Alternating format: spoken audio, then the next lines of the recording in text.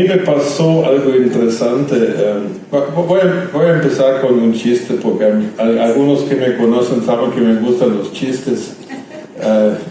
¿Sabéis que Dios tiene humor? Yo lo puedo comprobar todos los días en el espejo. Y, ahí está la evidencia. Un tío se naufragó en alta mar, pero logró rescatarse a una isla deshabitada. En fin, que vivió unos años en esta isla y se arregló, pero no había, solito en la isla. Después de 3 años, un barco lo encuentra y lo rescatan, vienen a la playa a hablar con él, y caminando se dan cuenta de que se había hecho 3 casitas o chozas, ¿cómo se llama? Sí, casitas. Sí. Entonces dicen, y mira, ¿y por qué hay 3 casitas? Entonces el tío dice, bueno, la del medio es donde vivo, duermo, como. Vale, te hiciste tu casita, lógico. Y a la derecha, pues esa es mi iglesia. ¿Tu iglesia? Dice, yo soy creyente, yo quería ir a los cultos los domingos, así que me hice mi iglesia. Entonces, dijeron, vale, bueno. Sí, yo, algo pasa cuando hago así. ¿Cuando hago así? ¿Sí? Bueno, en fin, que le preguntan, ¿y la tercera casita qué es? Pues una vez me cambié de iglesia. Lo triste del chiste es que es algo que sí sucede a menudo, ¿amén? Pero de eso no voy a hablar. Buena noticia. Dios me ha puesto un solo mensaje para las 5 iglesias donde prediqué en las últimas 2 semanas, aquí en Barcelona y Madrid, y es el tema de la revelación. Para mí, la revelación es la esencia del cristianismo, porque sin revelación no puede haber fe. Sin revelación de Dios no puede haber salvación. Si tú eres salvo, es porque Dios ha decidido revelarte a tu vida. Amén. La Biblia es muy clara en eso, de que nadie puede llegar a Cristo, nadie puede llegar al Padre, a menos que sea por revelación divina. Amén. Somos salvos por gracia, por medio de ¿qué? Por medio de la fe. Pero si Dios no se revela, no hay para dónde, porque Dios es soberano y Él puede revelarse a quien Él quiera, y no hay nada en el planeta que pueda obligar a Dios que se revele a alguien. Amén. Amén. Y de lo que voy a tratar de explicar en esta mañana, espero que tengáis tiempo, es esta tensión entre el hecho, porque la Biblia es muy clara, sin revelación no hay conocimiento ni siquiera de Dios, y mucho menos hay la posibilidad de ser salvos. Es un acto de la soberanía, de la soberanía divina. Él decide a quién se revela. La Biblia dice, Jehová, yo soy Jehová, a quien tengo misericordia, le tengo misericordia, y a quien no, no. Amén. Tú no puedes obligar a Dios que se te revele a ti. Por otro lado, la Biblia nos invita a vivir vidas de tal manera de que Dios pueda considerar revelarse a ti. ¿Me explico? O sea, que hay una tensión entre la soberanía de Dios, que nadie la puede realmente tocar, y la vida humana, que puede ser atractiva para Dios, para que Dios decida revelarse a una vida. Ahora, para no... la palabra revelar en la Biblia es sencilla, es Apocalipsis.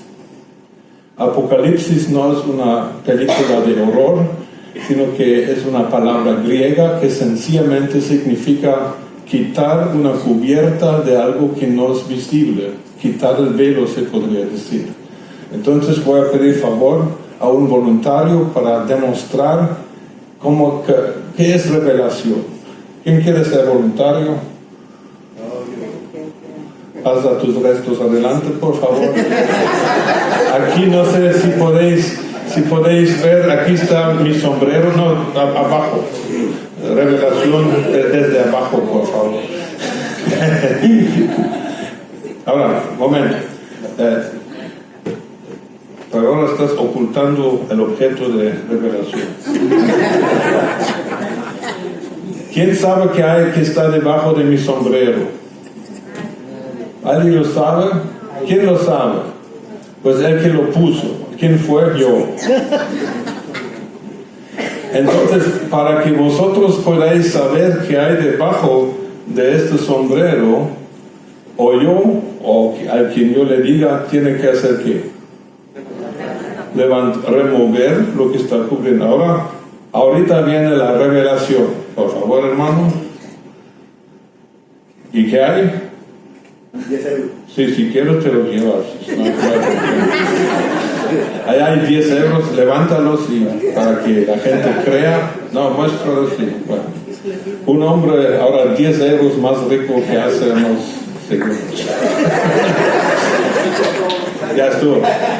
No, de verdad, quédate con eso. Te compras, no sé qué se puede comprar aquí.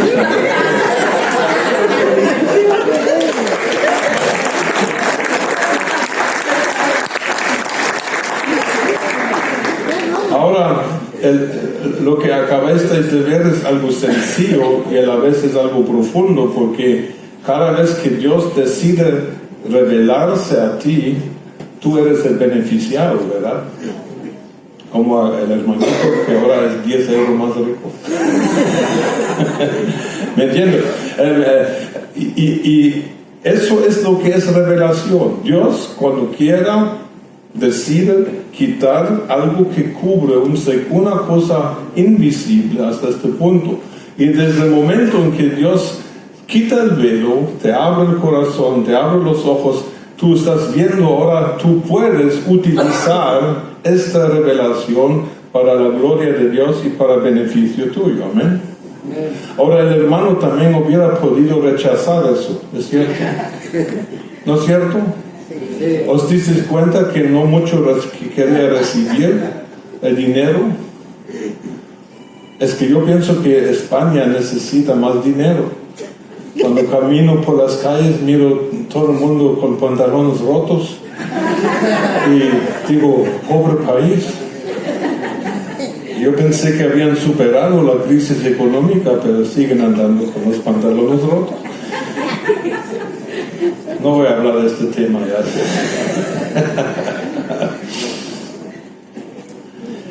Revelación en la Biblia, o sea que el hecho de que Dios decida revelar parte de sus planes, de su naturaleza, de sus diseños, es progresivo.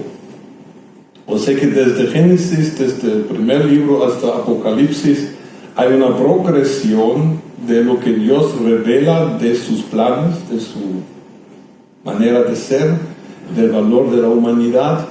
¿Ya? ¿Y por qué se llama el último libro de la Biblia Revelación? ¿Es cierto? ¿Cómo se llama el último libro de la Biblia? Apocalipsis, porque lo último, cuando ya estamos en la presencia de Dios, vamos a ver todas las cosas desde el trono de Dios, y Dios va a quitar todos los velos de lo que no hemos entendido. Tú vas a entender al fin por qué sufriste lo que sufriste y para qué sufriste lo que sufriste, porque no tuviste o tuviste lo que tuviste o no tuviste. Al fin que cuando estamos ya con el Señor todo se va a aclarar, y dice que al fin vamos a llorar de la alegría, y Dios va por última vez va a secar nuestras lágrimas, no de tristeza, sino porque al fin vemos como Él ve y entendemos todo y decimos, si lo hubiera sabido hace 20 años. Amén. Eso es Apocalipsis, eso es revelación, y Dios se quiere revelar. Y ayer grabé un video, lo podéis ver en YouTube, donde explico maneras de cómo Dios se ha revelado universalmente a cada persona en este planeta. Uno puede, por revelación exterior, la creación, y por revelación interior, la conciencia, uno puede deducir y concluir que hay un Dios. Esto no le salva a nadie, pero por lo menos Dios está diciendo, aquí estoy. Amén. Pero la revelación que Dios quiere dar a sus hijos, por supuesto, va mucho más allá de que el conocimiento de que hay Dios, sino que Dios quiere hacernos entrar más y más en intimidad con Él y a comprender sus designios y lo que está pasando en mi vida y a través de mi vida. Lo importante ahora es que reconozcamos dos hechos. Y estos dos hechos, como ya lo mencioné, como están en conflicto. Dios en su decisión, quién, cómo, cuándo y qué revela a quién, es soberano y nadie lo puede provocar. Amén. Amén. Porque Dios es Dios. Por otro, sabemos de que Dios nos invita a vivir de una forma de que Él pueda decir a él o a ella, sí, le puedo mostrar algo. ¿Os habéis dado cuenta de que en el reino en la iglesia hay personas con más o menos revelación? ¿Sí o no? ¿Sí? Hay gente que tiene un nivel de revelación y otros que tienen otro nivel de revelación. Ahora, una buena noticia es esa. El que tenga mucha revelación no tiene nada de qué jactarse, porque si Dios se lo dio, porque Dios lo decidió. No lo mereció. Amén. Amén. Entonces, la fe cristiana está designada de basarse siempre en algo que Dios te revela. Se me olvidó leer el versículo al principio, pero espero que haya perdón. Señor, revélales que me tienen que perdonar ahora. Mateo 16, 17 a 18 dice: entonces le respondió Jesús: bienaventurado eres, Simón, hijo de Jonás, porque no te lo reveló ni carne ni sangre, sino mi Padre que está en los cielos. Y yo también te digo que tú eres Pedro, y sobre esta roca edificaré mi iglesia, y las puertas del Hades no la dominarán. Aquí Pedro había recibido de Dios Padre la revelación de que Jesucristo es el Hijo de Dios viviente, el Salvador, el Mesías. Amén. Jesús le dice a Pedro: esto no te lo inventaste, no nació de ti, sino te fue dado por revelación. Y ahora viene esta parte que hemos oído algunos, que Jesús le dice: tú eres Pedro, y sobre esta roca edificaré mi iglesia. Ha habido 2 años de discusión a qué se refiere la roca. ¿Es Pedro? Los hermanos católicos dicen que es la persona de Pedro. Los hermanos no tan católicos dicen no, es la confesión de Pedro. Otros dicen que pero la roca es Cristo. Para mí, la palabra central y clave en este versículo no es roca, sino es revelación. Porque sin revelación no se puede tener fe ni en Cristo, ni se puede practicar la fe en Cristo. Entonces la revelación, como dije al principio, esa es la esencia. Todo lo que tú vas a poder tener en tu vida, que se va a convertir en bendición y en vida para otros, tiene que estar basado en revelación y no en conocimiento teórico. O sea que la fe cristiana no se puede aprender.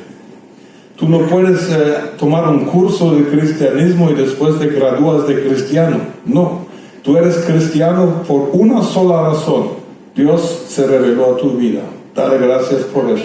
Amén. No se puede aprender. Y el error durante los milenios de la iglesia ha sido hacer creer a la gente de que si estudian mucho la Biblia, se leen mucho y se van a las escuelas y se estudian incluso teología, mucho se ha dicho que si haces un esfuerzo, entonces al fin de este esfuerzo tuyo vas a ser cristiano. No.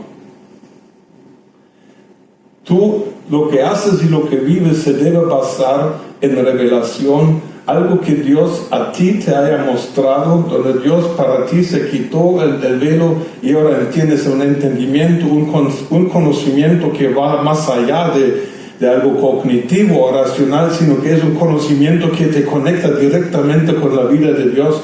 Y si eso es, esto va a producir fruto. Si tu vida como cristiano no produce ningún fruto, es porque te falta revelación y no conocimiento.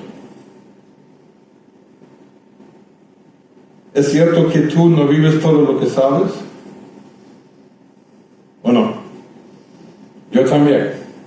Yo sé muchas cosas en la Biblia y digo, Señor, por favor, ¿qué es la diferencia entre saber cosas? Por ejemplo, sabemos teóricamente que Dios sana a los enfermos, ¿amén? Pero la mayoría de nosotros tenemos que ir con los médicos. Y Dios nos sana a través de los médicos. No es una sanidad secundaria o de calidad inferior. Pero ¿por qué muchos no somos capaces de conseguir salud física? Es que yo te puedo decir de memoria los versículos donde dice la Biblia sobre sanidad. Y muchos de vosotros también, ¿verdad? ¿Y qué falta? Lo que falta es, se podría decir, esta chispa divina. Esta chispa divina de revelación. Y cuando tú recibes revelación, las cosas se convierten sencillas. Ya no es complicado, ya no es un esfuerzo, ya no es una carga, sino que tú puedes tener con fe y con plena confianza empezar a actuar sobre lo que Dios te ha revelado. ¿En qué base estás viviendo tu fe cristiana ahorita? ¿Estás viviendo una fe copiada de tus padres o de otros hermanos en la iglesia, o estás tratando de copiar la fe de tus pastores? ¿O tienes tú una genuina fe que está basada sobre revelación de Dios a tu vida? ¿Me explico, hermano? ¿Sí? ¿Por qué están tan calladitos? ¿Tenéis un vaso de agua? Sí. 1 litro suficiente.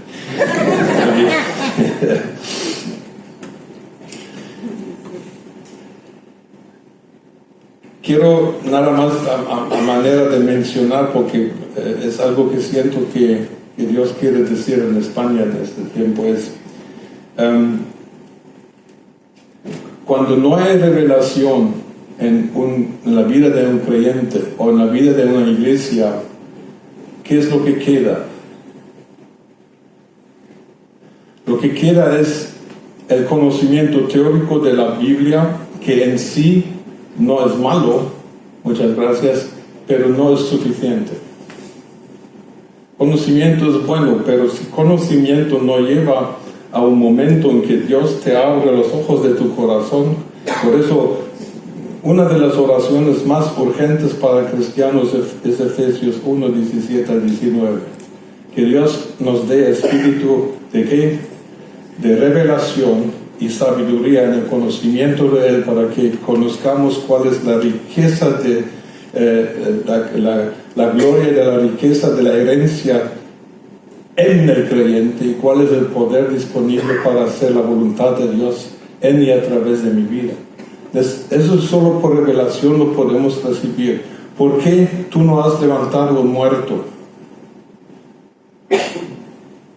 Y lo has leído, de que Jesús dijo: predicad el evangelio, sanad enfermos, limpiad leprosos, levantad muertos. Yo le he tratado 3 veces, he fracasado. Es porque si no hay revelación, lo único que tienes es conocimiento. ¿Amén? Amén. ¿Y los demás? El peligro de vivir la vida cristiana a base de conocimiento, o peor todavía, es tú vives lo que hoy vives de tu fe a base de una revelación que recibiste hace tiempo. El peligro es de que si tú no vas añadiendo a la revelación que en un tiempo tuviste más revelación, estás en constante peligro de no estancar espiritualmente, sino de regresar. No hay estancamiento espiritual. O progresas o regresas. ¿Qué dije? No hay estancamiento espiritual. Si tú dices, me voy a quedar en este nivel, estoy cómodo, así como está todo bien, que por favor que no más. Este es el punto en que tú vas a regresar. Amén. Porque tendencialmente tenemos nuestras subidas y bajas en la vida, amén. pero la tendencia de nuestra vida debería ser como aquellos diagramas de la bolsa de valores. La tendencia debería ir para arriba. Amén. Y si esto no existe, tú piensas que estás en un nivel, no, realmente estás bajando. La Biblia dice por todos lados de que Dios se revela una cosa, vive en eso, pero después viene más. Lee por ejemplo 2 Pedro capítulo 1, donde, nada más lo menciono rápido, donde Pedro dice, por el mismo, poned toda inteligencia en añadir a vuestra fe virtud, a la virtud conocimiento, al conocimiento dominio propio, al dominio propio paciencia, eso es lo que más nos gusta, amén. A la paciencia piedad, a la piedad amor fraternal, al efecto fraternal amor. O sea que Dios dice que mi revelación siempre es progresiva. Pero tú tienes que tomar una decisión fundamental. Yo quiero progresar.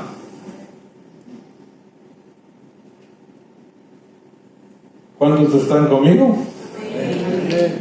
Los demás, lamento mucho, estáis en descenso.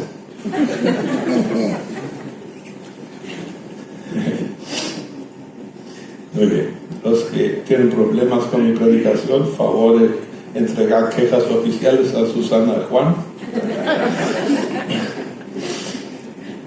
Tenemos ejemplos en la Biblia que son horribles, que nos hacen ilustraciones vívidas de cómo es terrible y peligroso estancarse espiritualmente y no decidir no subir. Los fariseos se originaron 400 años de Cristo como un movimiento para parar la helenización del mundo después de las conquistas de Alejandro Magno. O sea que después de la conquista militar, los griegos querían conquistar el mundo también filosóficamente. Los fariseos eran creyentes en la ley de Moisés y decían que tenemos que resistir este movimiento humanista, y por eso en sus orígenes los fariseos eran muy buenos, tenían una revelación muy buena de Dios para resistir de que el Israel y su religión fuera infiltrada por el humanismo. Yo deseara de que se levantaran cristianos hoy para resistir al humanismo que está destruyendo nuestra sociedad. Necesitamos fariseos, pero de los primeros, que se levantaron en contra de un humanismo ateo que está destruyendo poco a poco en Alemania, en España he oído, que está destruyendo los valores cristianos que realmente han sido la razón por nuestra prosperidad. Si nuestros países siguen con las leyes que tienen respecto a aborto y sexualidad, si Europa sigue este camino, Europa va a caer al suelo. Y ya está empezando. Por mi país, Alemania está así. Todavía tienen mucho poder y mucho dinero, pero van para abajo. ¿Por qué? Porque el humanismo, los valores ateos, los valores anticristianos están agarrando mucha fuerza, porque en la iglesia faltan los verdaderos fariseos que dicen: basta, solo hasta aquí, no, o vosotros no vais a destruir a nuestros niños con vuestras perversidades, etc. Necesitamos fariseos de verdad. Ahora, ¿qué pasó con los fariseos que originalmente habían tenido una buena revelación de Dios? En el tiempo de Cristo, 400 años más o menos después de su fundación, estos se habían convertido en una secta religiosa nada más dentro del judaísmo, muy estrictos, muy religiosos, muy fanáticos por la ley, pero años luz del corazón de Dios.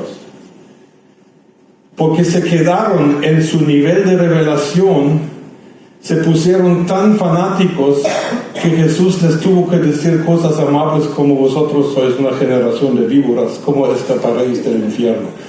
Jesús hablando a personas que ayunaban 2 veces a la semana, que se sabían de memoria los primeros 5 libros del Pentateuco, que oraban día y noche, que daban no solo el diezmo, sino el 20% de sus entradas. Y este tipo de gente llena de actividad religiosa, Jesús dice, vosotros sois unos hijos del diablo. ¿Por qué? Porque no siguieron progresando encima de la revelación que recibieron, se quedaron allá y por eso se convirtieron en completamente ciegos, alejados de Dios. Y cuando el mismo Hijo de Dios, el Mesías, se presenta frente a sus ojos, predicando, haciendo milagros, eran tan ciegos que no lo reconocieron.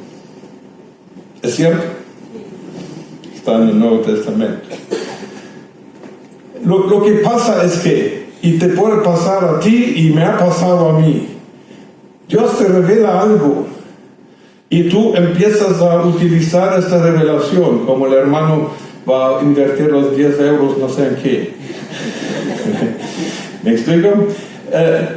Pero si no progresas, estás en peligro de idolatrar la última revelación que recibiste. Y en lugar de acercarte más a Dios, te alejas más de Él. ¿Quién quiere eso? Espero que nadie. ¿Amén? Amén. Hay un ejemplo en la Biblia muy drástico. Cuando en el desierto Israel pecaba una vez, Dios les castigó con serpientes venenosas. ¿Os acordáis? Y muchos murieron por, ¿cómo se llama? Mordida o piquete de serpientes. Entonces pidieron perdón a Dios, clamaron a Dios, llamaron a Moisés. Dios dijo, Moisés se fue con Dios, Señor, ¿qué hago? Dios dijo, bueno, hazte un ¿qué? Una serpiente de bronce, levántala sobre un asta, y el que mirara hacia esta serpiente de bronce será ¿qué? Sanado. Incluso se menciona en Juan 3:15, un versículo antes del más conocido de los cristianos, ¿cierto? Entonces en aquel tiempo Dios reveló cómo sanar a esta gente de mordidas de serpientes venenosas. Vale. Más o menos, no lo hice la cuenta bien, unos 400 años después viene a poder el rey Ezequías. Y dice en... todo lo que digo está entre Génesis y Apocalipsis, por favor, confían, por favor. Está en 2 Reyes 18. Ahora oíd, estamos a más o menos 400 años después de este incidente con las serpientes. Dice así, Ezequías hizo pedazos la serpiente de bronce que había hecho Moisés, porque hasta entonces los hijos de Israel que le quemaban incienso, y la llamó Nehustán. ¿Qué pasó? Una experiencia de una verdadera revelación de Dios, que en su tiempo trajo gran salvación, se convirtió en ¿qué? En un ídolo. Y los israelitas a escondidas le quemaban incienso a esta... ¿Sabe cómo escondieron esta serpiente por 400 años? ¿Estás tú idolatrando alguna revelación del pasado o estás viviendo en algo fresco o en algo nuevo que Dios te haya mostrado para tu vida? ¿Hola? Si tú no estás siguiendo revelación de Dios, estás siempre en peligro de que vas a idolatrar la última revelación. ¿Por qué? Por ejemplo, se nota en la historia. Lutero y los reformadores del siglo XVI descubrieron la salvación no es por obras, sino por justificación por la fe. Sacerdocio de todos los alemanes, de todos los creyentes, pues. Entonces Dios reveló otra vez lo que es el Evangelio.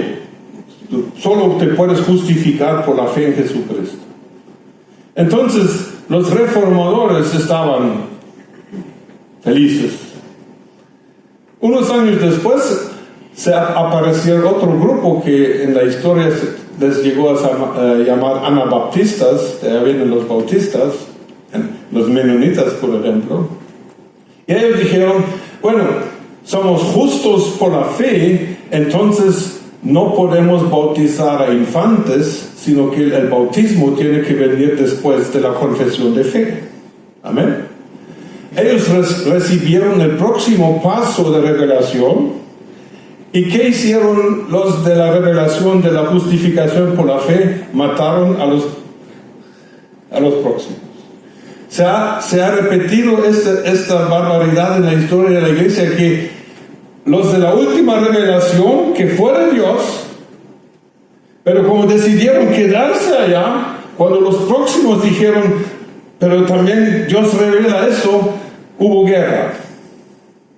En Alemania mataron 5,000 anabaptistas. Yo fui a visitar una ciudad donde se ve, todavía hasta el día de hoy, los mataban en unas jaulas de hierro colgándolos de la iglesia de la ciudad de Münster. 5,000 matados no por los mundos, sino matados por los hermanos que decían, esta nueva revelación no es de Dios. Amén. ¿En qué estás viviendo tú? Estoy contento porque ya estoy llegando a mi mensaje. A mí lo que más me cuesta es la introducción.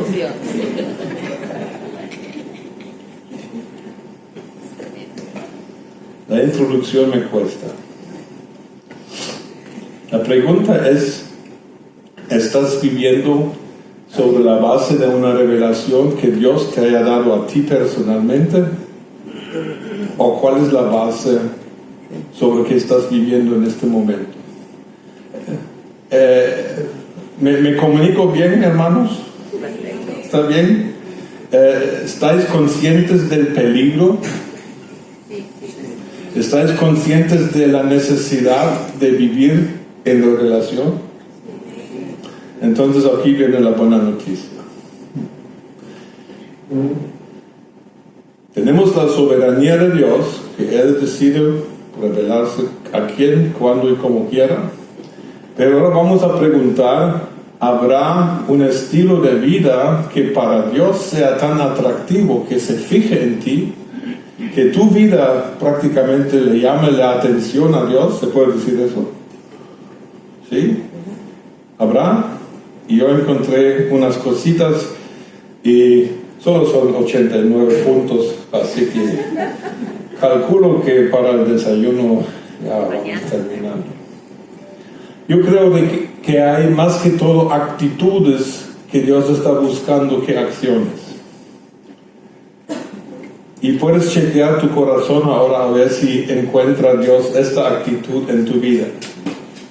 Lo primero que necesitas tú para ser un candidato a revelación es humildad. Porque la Biblia dice, Dios da gracia a quienes, a los humildes, y resiste a quienes, a los que no quieren crecer, a los soberbios.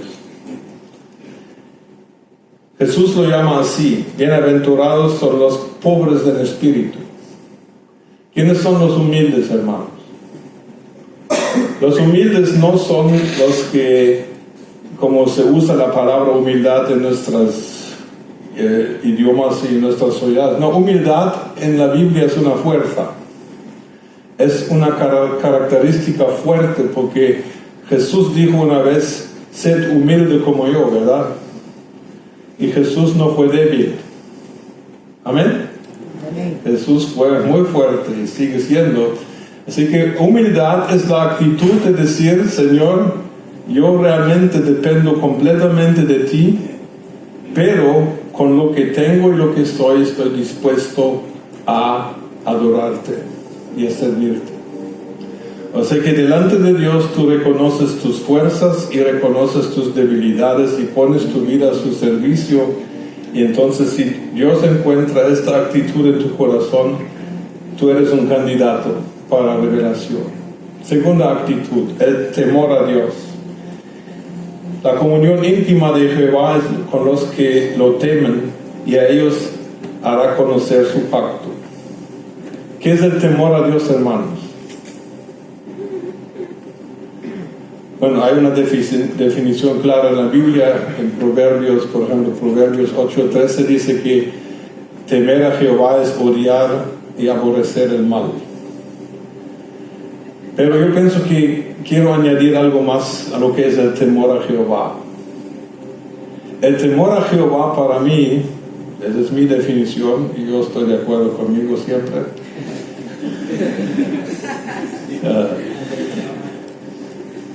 Es una actitud que vive de la manera de que yo no quiero vivir de ninguna forma de que mi comportamiento hiera el corazón de Dios. El temor a Dios es no solamente respetar su soberanía, su poder y su majestad, sino el temor a Dios también incluye una consideración para el estado del corazón de Dios. Estamos conscientes de que nuestro pecado a Dios le duele.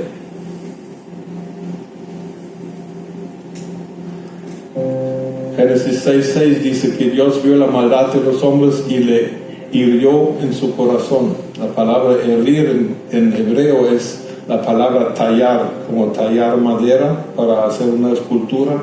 O sea que literalmente dice que Dios vio la maldad del hombre y fue como uno de estos cuchillos de tallador que le cortó el corazón. ¿Estás consciente de que cuando tú pecas, tú le haces, en comillas, un daño al corazón de tu Dios? Si esa es tu motivación para no pecar, estás bien y eres un candidato a revelación. Pero si, por ejemplo, tú solo dejas de pecar porque quieres evitarte consecuencias negativas y no quieres ir al infierno y no quieres ser maldito, añades a tu pecado el pecado de ser egoísta en la motivación por no pecar. ¿Amén? Amén. ¿Sigo? Ahorita solo un punto va a ser un poco duro y ya. Tercer punto, un corazón compasivo. En Hechos 10 vemos de que un romano, un centurión romano, no cristiano, no judío, no creyente, pero temeroso de Dios, buscaba a Dios, oraba, ayunaba y apoyaba a los pobres de judíos. Dice, Dios le manda un ángel y el ángel le dice a Cornelio, tus limosnas y tus oraciones han subido a memoria delante de Dios. O sea que Dios se fijó en el cielo de la compasión de un centurión romano en Israel y dijo, este hombre tiene un corazón compasivo. Y no es cierto de que este Cornelio recibió una de las revelaciones más fuertes de Dios en el Nuevo Testamento. Fue salvo, fue lleno del Espíritu, habló en lenguas, fue increíble. ¿Por qué? Porque Dios vio un corazón compasivo. ¿Ayudas tú a alguien que está peor que tú? Y estoy hablando no en caso de emergencias como Turquía. Todos ofrendamos, por supuesto. No, ayudas tú permanentemente, constantemente a alguien que está peor que tú, y te aseguro que hay alguno. Si tú vives en una compasión por amor a la gente, no por conseguir algo de Dios, tú eres un candidato a revelación. Cuarto, ser obediente en el manejo del dinero. Yo escribí un libro, El creyente y el dinero, lo recomiendo a muchos, porque el dinero es muy mal visto por algunos. Algunos piensan que el dinero sirve solamente para pagar. No. El dinero es algo que Dios te dio, si es mucho o poco no importa. El dinero es un recurso que Dios te da para que tú lo uses de una forma que realmente honra a Dios. Dinero, como dijo la hermanita que presentó la ofrenda, miren, nosotros damos al reino de Dios no porque pagamos algo a Dios, sino porque invertimos en algo que también será nuestro, porque nosotros somos herederos del eterno reino de Dios. Amén. ¿Estarías tú dispuesto a invertir en una casa que después de muchos pagos va a ser tuya? Claro, eso es sabio. Mejor invertir en una casa que sea tuya que pagar alquiler y el dinero se va. No voy a meterme en problemas más. Pero sí voy a leeros un pasaje. En Lucas 16, Jesús habla clara y directamente de dinero, 10 al 12. El que es fiel en lo poco, ¿qué es lo poco? El dinero. El que es fiel en lo poco también en lo más es fiel. El que en lo muy poco es injusto, también lo es en lo más es injusto. Si en las riquezas injustas no fuisteis fieles, ¿quién os confiará lo verdadero? ¿Qué es lo verdadero? Verdadero para mí es la revelación que Dios te quiere dar, abrir tus ojos para lo que verdaderamente son los valores de esta vida. Dios se quiere revelar a tu vida, pero está viendo cómo manejas tú tu dinero. ¿Me aman todavía algunos?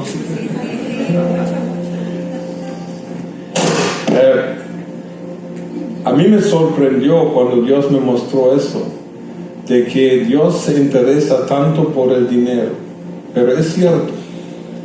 Dice por último, y si en lo ajeno fuisteis fieles, ¿qué es lo ajeno? Es tu dinero. ¿Y por qué es ajeno? Porque el dinero que tienes, poco o mucho, ni siquiera es tuyo. ¿A quién pertenece tu dinero? Se lo prestó, ¿verdad? Para que tú lo administres. Y en esta administración, si tienes €1 o tienes $1,000,000, en esta administración de dinero, Dios está viendo tu corazón y a ver si eres un candidato para que Él te dé. Y eso es lo último que dice. Si en el ajeno no fuisteis fieles, ¿quién os dará lo que es vuestro? Hay algo que es tuyo y Dios te lo quiere dar. Y eso es revelación. Puedes llamar al Señor por el manejo de tu plata, diría, en nuestro país. El último punto es, Dios busca a gente que tiene un espíritu sencillo como de un niño. En aquel tiempo respondiendo Jesús dijo, te alabo Padre, Señor del cielo y de la tierra, porque escondiste estas cosas de los sabios y los entendidos y las revelaste a los niños. Si tú tienes un corazón y un espíritu de niño, tú eres un candidato para revelación. Porque Jesús dijo en Mateo 18, si no os hacéis como quienes, no entraréis ni veréis el reino de Dios. Amén. Un niño no desconfía, no duda de su padre ni un segundo. ¿Es cierto? ¿Tienes este corazón para con Dios? Entonces calificas. Termino con Romanos 1:17. Pues en el Evangelio la justicia de Dios se revela por fe y para fe, como está escrito, mas el justo por la fe vivirá. Tú necesitas fe para recibir revelación. Amén. ¿Cierto? Tienes que vivir en la expectativa que Dios sí puede revelarte a tu vida en cualquier momento.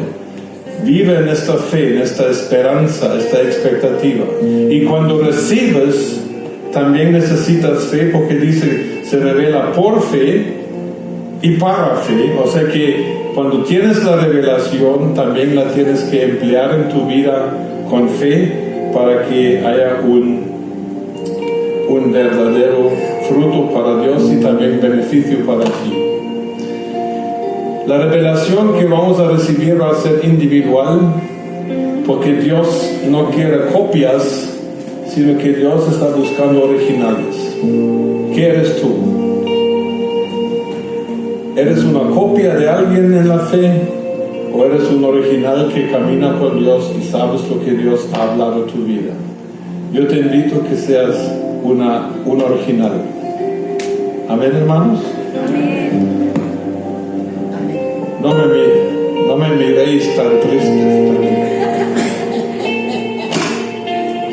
Bueno, voy a orar. Padre, en el nombre de Jesús, te doy gracias porque tú nos amas Y te pido ahora en el nombre de Jesús que tú a todos los que estemos presentes nos des este espíritu de revelación y sabiduría en el conocimiento tuyo, y que tú abras los ojos de nuestro corazón para que veamos lo que realmente hay dentro de nosotros, herencia tuya dentro de nuestra vida, y cuál es el poder que tú tienes para nosotros, para que vivamos en este poder y hagamos lo que tú quieras en y a través de nuestras vidas. Bendigo, Padre, esta iglesia en el nombre de Jesús.